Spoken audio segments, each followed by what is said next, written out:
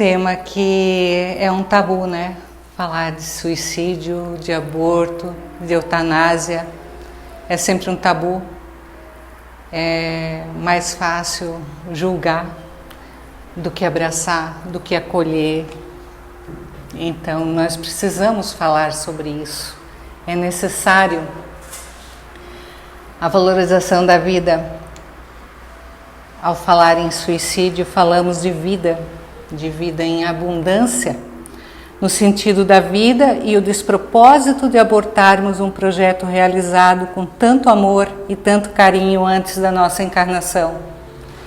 Nós que somos reencarnacionistas, sabemos o quanto a espiritualidade de luz está conosco com tanta dedicação, com tanto amor, com tanto carinho, para formar o nosso novo corpo na nova encarnação que temos sempre pela frente. Então, nós temos que aprender a valorizar todo esse trabalho dessa equipe incansável do plano espiritual que torce por nós na nossa nova encarnação. Sabe que nós temos provas severas, duras, árduas muitas vezes. Sabe das nossas expiações que temos que nos preparar para essa existência, para quitar os nossos débitos com as existências anteriores. E muitas vezes aceitamos um fardo tão pesado que a gente acha que pode carregar antes de reencarnar e durante a encarnação é muito pesado. Então, jamais devemos julgar, jamais devemos condenar quem pensa em suicídio. Questão 944 do Livro dos Espíritos, Allan Kardec pergunta aos espíritos se o homem tem o direito de dispor da sua própria vida. E os espíritos respondem que não, que somente Deus tem esse direito. O suicídio voluntário é uma transgressão dessa lei. Suicídio voluntário quer dizer então que existe suicídio involuntário? Né? Questão 944A. Não é sempre voluntário o suicídio? O louco que se mata não sabe o que faz. Por isso que no Evangelho segundo o Espiritismo, na passagem que fala de suicídio, o tema é loucura e suicídio. Não quer dizer que a pessoa seja louca, mas ela está passando por um momento em que a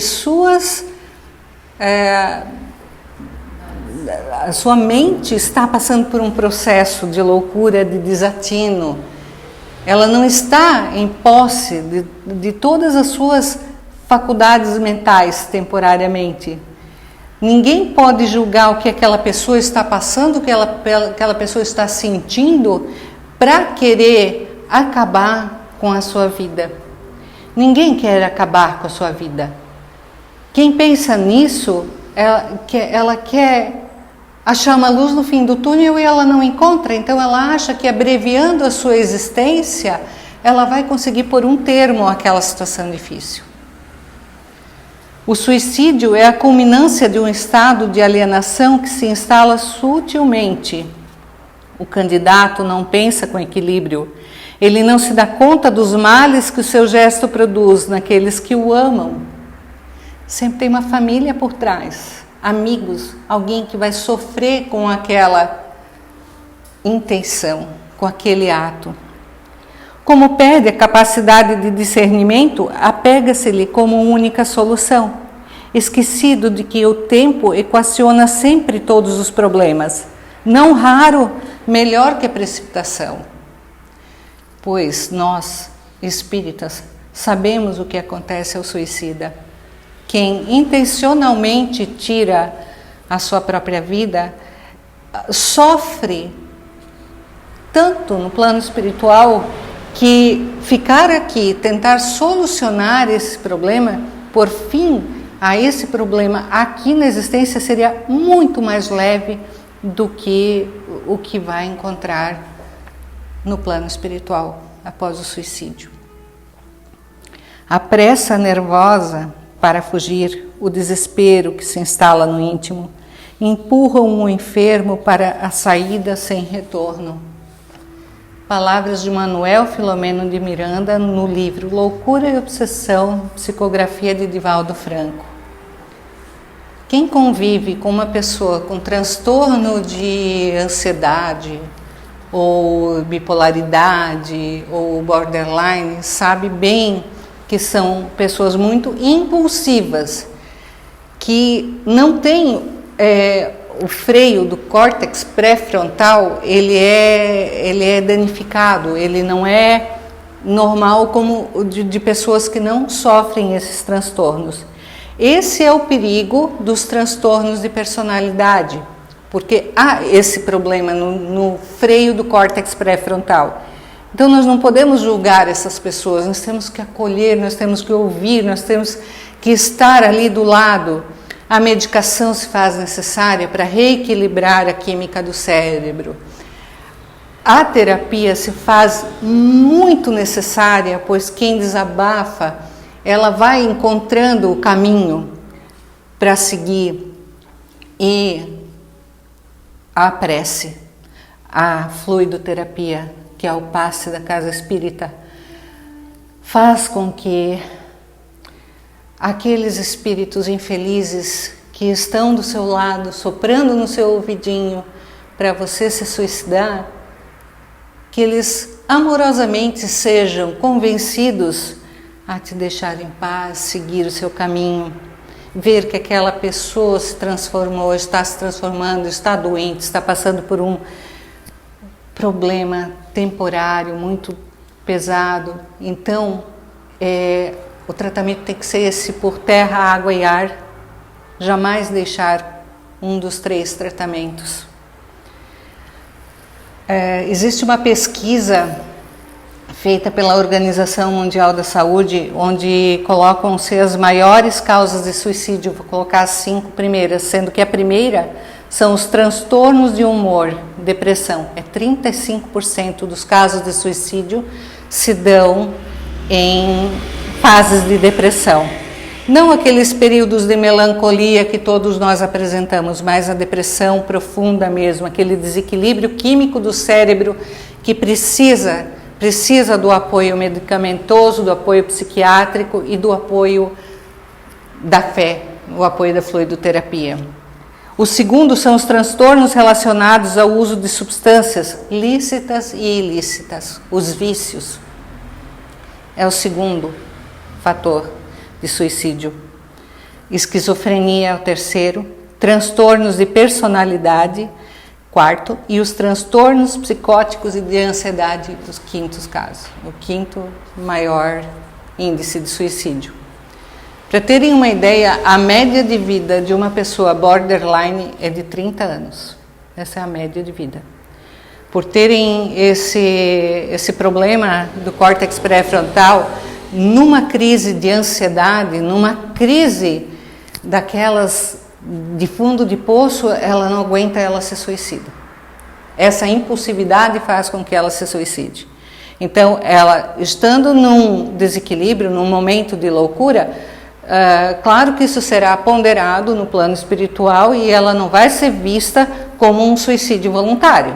Ela vai ter os seus atenuantes, não quer dizer que ela não vai sofrer, pois quando saímos das mãos do Criador, quando saímos das mãos daquela equipe que eu falei no início, generosa, que está lá constituindo, né, está presente na formação de nossas células, nós recebemos uma carga de vida, de células que vão existir durante um período da nossa existência. Quando elas vão chegando ao termo, acontece a morte natural, né?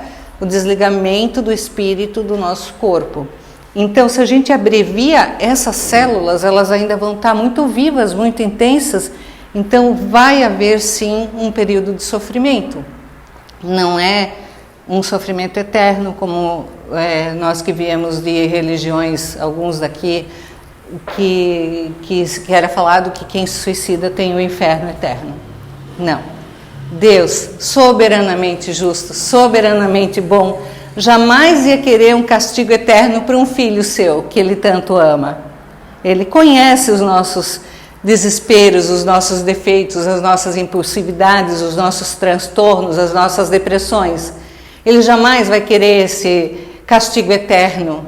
Então, quando o suicida lembrar de orar, pedir veementemente: Pai, me perdoa, me ajuda, o socorro vem. E o suicida é resgatado, é levado para um hospital espiritual, ele vai ser tratado, ele vai ser orientado para uma nova encarnação. Não que ele não tenha que quitar os seus débitos com o seu ato, né? Mas ele jamais vai ficar pela eternidade no sofrimento. Em 90% dos casos de intenção a suicídio há o que fazer. Por isso que precisamos conversar sobre isso. É preciso agir na direção contrária ao autoextermínio, se informar. Vamos dar como exemplo agora os vícios. Não existem paixões tão vivas e irresistíveis que a vontade não tenha de poder superá-las, pede Allan Kardec na questão 911. E os espíritos respondem que há muitas pessoas que dizem: eu quero sair do vício, mas a vontade está apenas nos lábios. Querem, mas estão bem satisfeitas que assim não seja. O vício fala mais alto. Quando o homem não acredita poder vencer suas próprias paixões, é que seu espírito se compraz nelas. Aquele que procura reprimi-las compreende a sua natureza espiritual, e vencê-las é para ele uma vitória do espírito sobre a matéria. Então o que lhes falta é apenas a vontade. O que nos falta é apenas a vontade de sair de um vício que ainda temos.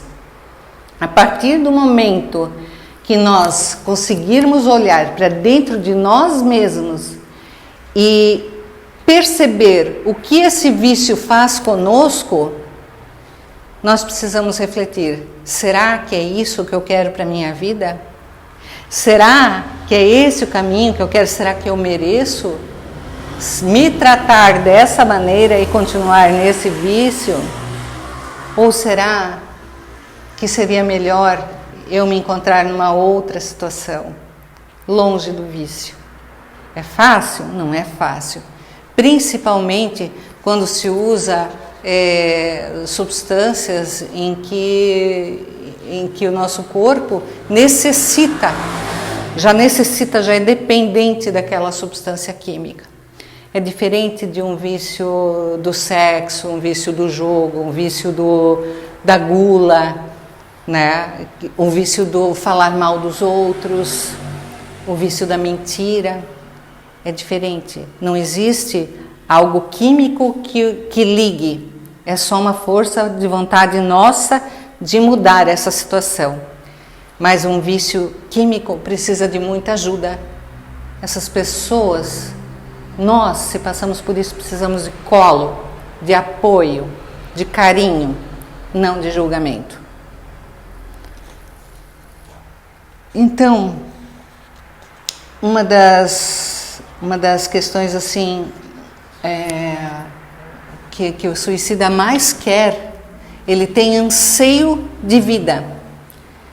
Um estudo do CVV, que é o CVV, quem não sabe, é o Centro de Valorização da Vida, o Disque Desabafo, que quando você está numa situação muito amargurada, se você não quiser conversar com ninguém, você pode ligar para o CVV ou pedir um atendimento tanto presencial quanto por internet. Ele oferece aos voluntários um curso para você entender como direcionar um desabafo. E é estudado um livro de Carl Rogers, e nesse livro ele fala que na segurança da relação terapêutica, a pessoa conseguia expressar que o que ela queria na verdade era mais vida. Era uma vida com afeto, com compreensão, com trocas significativas com outros seres humanos. Uma vida em que pudesse crescer e desenvolver seus potenciais. Entretanto, o suicídio se tornara paradoxalmente a única maneira com que ela conseguia expressar esse anseio de vida. Era um pedido de socorro. Se alguém já teve a oportunidade de estar com uma pessoa que tem o suicídio na cabeça como única solução, consegue entender essa frase, esse socorro, esse anseio de vida. Olha, eu estou aqui, será que eu importo para você? Será que alguém consegue me ajudar, consegue me socorrer? Será que eu tenho um outro caminho para seguir que não esse? É um anseio de vida. Então temos que estar preparados ao encontrar na nossa vida pessoas que nos pedem socorro, que nos pedem auxílio. É um caminho árduo, é uma estrada cheia de pedregulhos, de altos e baixos, mas temos que ser fortes, temos que ser corajosos, unir as nossas mãos com essa criatura para vencer, para sair dessa frequência vibratória de depressão, de se achar uma pessoa inútil, se achar uma pessoa incapaz, tirar aquela ideia de que será melhor para você se eu partir. Que é isso que o suicida pensa, que está sendo um estorvo nas nossas vidas. Ela parece estar sempre querendo provar o nosso amor por elas. Uma das chaves, um dos caminhos para um antídoto contra o suicídio e vícios e tudo que nos faz mal na vida, contra o nosso egoísmo, o nosso orgulho, é o voluntariado. O voluntariado, ele nos faz um chamado. Sim ou não? Nenhuma recompensa financeira, apenas disponibilidade interna, vontade, escolha, realização de uma vocação. É algo que fazemos onde deixamos o nosso lado bom agir, onde conseguimos colocar de lado o egoísmo, o comodismo, o individualismo, deixando fluir a fraternidade, a solidariedade e o amor. Lembram quem esteve aqui na palestra do Bem e Mal Sofrer, onde estudamos aquelas tragédias que acontecem, tempestades, furacões, terremotos? Quantas pessoas têm nesse momento dentro de si a vontade de ajudar o próximo? Então é uma chave, é um clique para agora nós vamos pensar mais no próximo, vamos ajudar, vamos deixar o nosso lado egoísta de lado, vamos viver mais para o coletivo, não tanto para o individual. E aí, não importa o tipo de voluntariado, qualquer coisa que você vá doar o seu tempo para o próximo, para uma causa, para seja o que for, você está dando a coisa mais preciosa que tem na sua vida. Estamos dando o quê? O nosso tempo.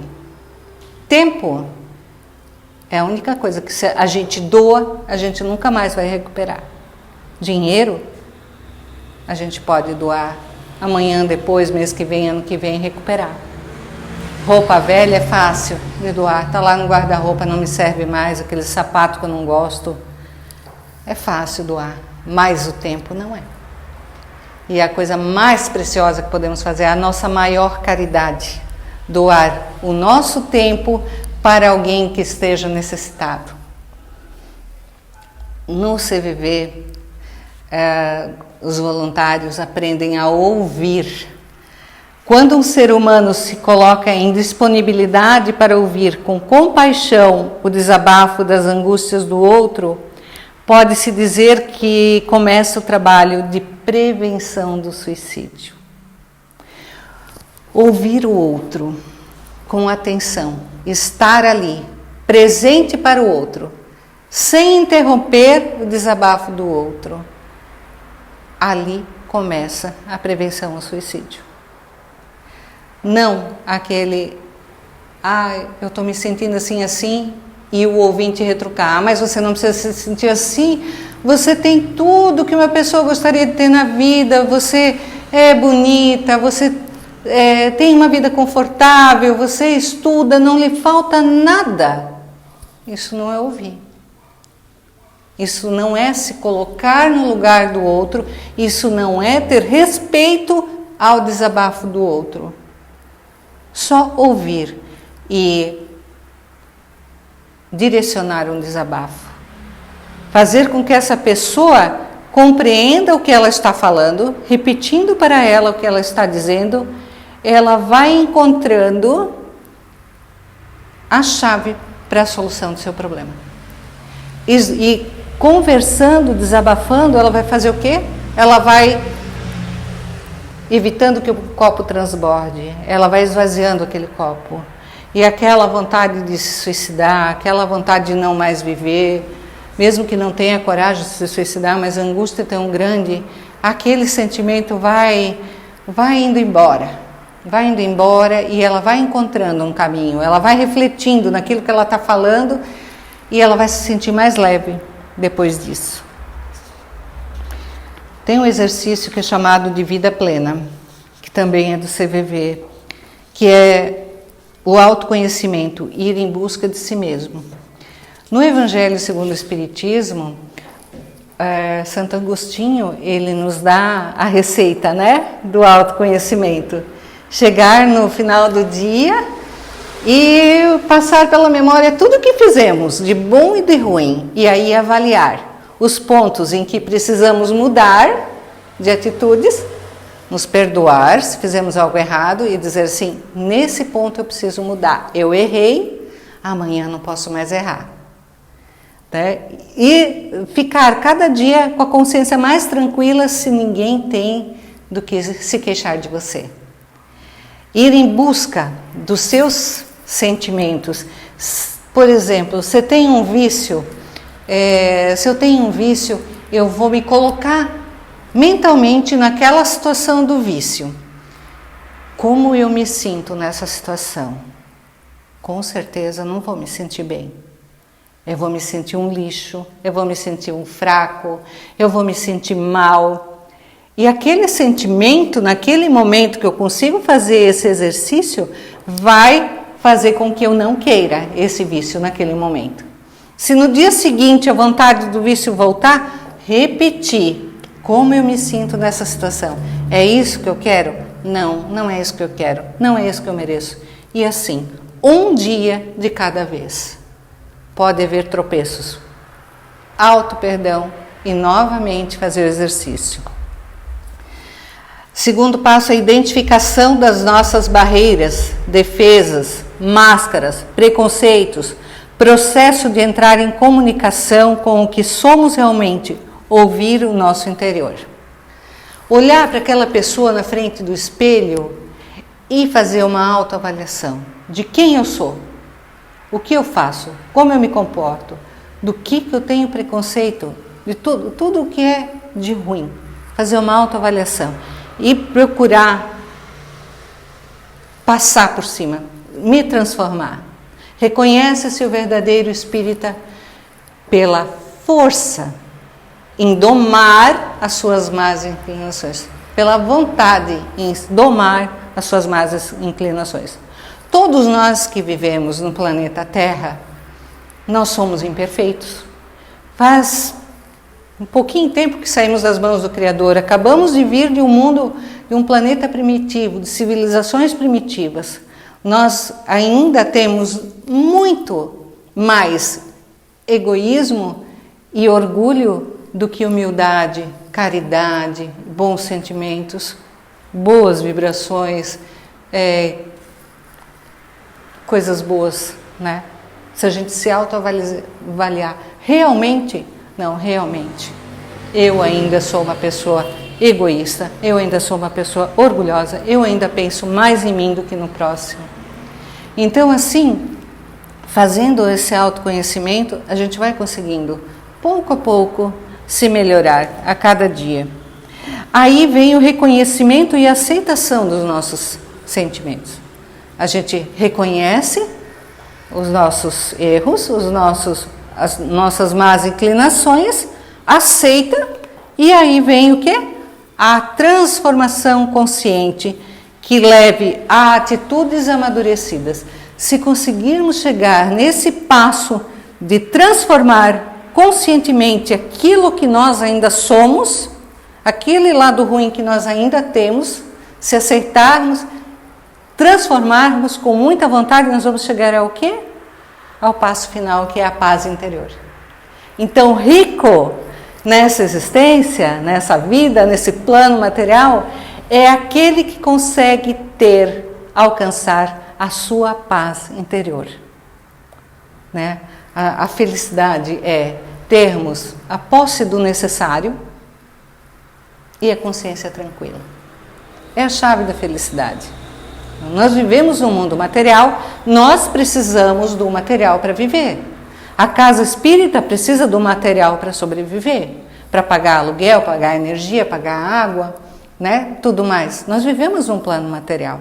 Não podemos esquecer do lado material, mas não colocar o lado material acima do lado principal, qual é a nossa principal vida? É aqui na Terra ou é no plano espiritual? É no plano espiritual. Aqui nós só provamos, espiamos e tentamos nos transformar em pessoas melhores a cada encarnação. E a eutanásia? O que falar de eutanásia? No Evangelho segundo o Espiritismo diz que quando passardes ao pé dos leitos de quantos atravessam prolongada agonia, afastai do pensamento a ideia de desacelerardes a morte.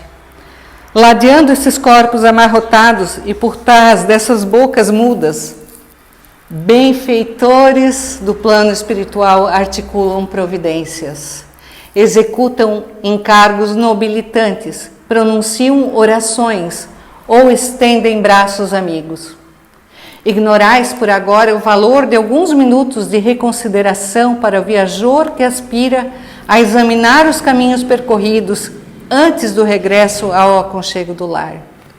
Pois que aquele que está lá, preso a um corpo que não tem mais muitas funções, às vezes nem fala mais, mas está ali a sua mente, a sua consciência, e está passando um filme na sua cabeça de tudo que fez na sua existência atual. E esses momentos presos a esse corpo são momentos riquíssimos para o seu futuro espiritual, o seu futuro como espírito, a sua vida. Então jamais pensemos em extinguir a vida de alguém, em eutanásia. Se não vos sentis capacitados a oferecer-lhes uma frase de consolação ou o socorro de uma prece, afastai-vos e deixai-os em paz. As lágrimas que derramam são pérolas de esperança com que as luzes de outras auroras lhes rociam a face. Eles não são as múmias torturadas que os vossos olhos contemplam, destinadas à lousa que a poeira carcome. São filhos do céu, preparando o retorno à pátria, prestes a transpor o rio da verdade, a cujas margens um dia também vós chegareis. Sexo e Destino, o livro escrito por Chico Xavier e Valdo Vieira, pelo espírito André Luiz. É uma poesia. Partes que nos tocam, que coisa mais linda. Se nós pudermos ver o moribundo, aquele que está ali, convalescendo numa cama, tendo que ser alimentado, banhado, sem funções fisiológicas, sendo alimentado por sonda, respirando por aparelho, está recebendo bênçãos dos céus. Os seus benfeitores estão ali. Uma equipe espiritual orando em volta e ele refletindo na sua existência, se preparando para o desenlace e futuramente para uma nova reencarnação. Então, jamais abreviar a vida de alguém. Um homem está agonizante, preso de cruéis sofrimentos. Sabe-se que seu estado é desesperador. Será lícito pouparem-se-lhe alguns instantes de angústias, apressando-se-lhe o fim? quem vos daria o direito de prejulgar os desígnios de Deus? Não pode ele conduzir o homem até a borda do fosso, para daí o retirar, a fim de fazê-lo voltar a si e alimentar ideias diversas às que tinha? Fazendo com que se arrependa dos seus erros dessa existência? Ainda que haja chegado ao último extremo um moribundo, ninguém pode afirmar com segurança que haja soado a hora derradeira. Capítulo 5 do Evangelho segundo o Espiritismo. Então, estudando o Espiritismo, nós começamos a perceber o lado maravilhoso da existência, mesmo que num corpo de um moribundo. A grande caridade dos espíritos de luz que nos cercam, que estão ali vibrando pela nossa transformação moral, que às vezes é tão lenta. E o que falar do aborto? No Evangelho, no Livro dos Espíritos, Kardec pergunta: constitui crime a provocação do aborto em qualquer período da gestação? E os Espíritos respondem que é crime sempre que transgredis a lei de Deus. Uma mãe, ou quem quer que seja, cometerá crime sempre que tirar a vida a uma criança antes do seu nascimento. Por isso que impede uma alma de passar pelas provas a que serviria de instrumento o corpo que se lhe estava formando. Esse corpo, independente de que forma se ligou ao ventre dessa mãezinha, ele é o instrumento que esse espírito necessita para as provas que precisa vivenciar. Não podemos abreviar um aborto. Caso de estupro, a lei permite. O que dizem os estudos espíritas? Que caso essa mãezinha não consiga receber em seus braços essa criança, que vai fazê-la se torturar, olhar para ela, cada vez lembrar daquele ato que tanto desespero, tanta dor lhe trouxe, que a entregue para a adoção, que entregue para uma outra família, mas que deixe esse serzinho vir, né? Esses dias nos estudos falávamos sobre o bebê anencéfalo, né?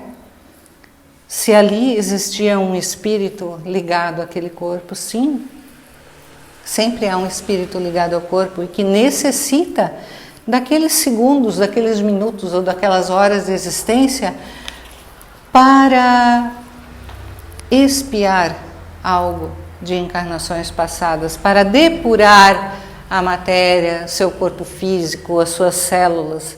Então, em hipótese alguma, devemos pensar em aborto. Pois, pergunta Allan Kardec, em que momento a alma se une ao corpo? A união começa na concepção, dizem os espíritos, mas só é completa por ocasião do nascimento. Desde o instante da concepção, o espírito designado para habitar certo corpo, a este se liga por um laço fluídico, o fio de prata, que cada vez mais se vai apertando até o instante que a criança vê a luz. O grito que o recém-nascido solta anuncia que ela se conta no número dos vivos e dos servos de Deus. Que lindo, né? Então, a partir da concepção, o espírito já se liga ao corpo, né? Se forma completamente no grito que dá, e depois, assim, até os 7 anos, aquele espírito vai se ligando cada vez mais ao corpo. Sendo que, por isso, as crianças, até os 7 anos, elas têm uma visão mais... Elas conseguem ver espíritos muito mais fácil do que nós, né, que já passamos os 7 anos, né? Faz um tempinho, nós já passamos... Porque eles estão ainda mais ligados ao plano espiritual do que ao plano material. Então a visão deles é mais nítida de espíritos, né? E na questão do 880, Kardec pergunta qual o primeiro de todos os direitos naturais do homem? Na vida, o de viver. Por isso é que ninguém tem o direito de atentar contra a vida de seu semelhante, nem de fazer o que quer que possa comprometer-lhe a existência corporal.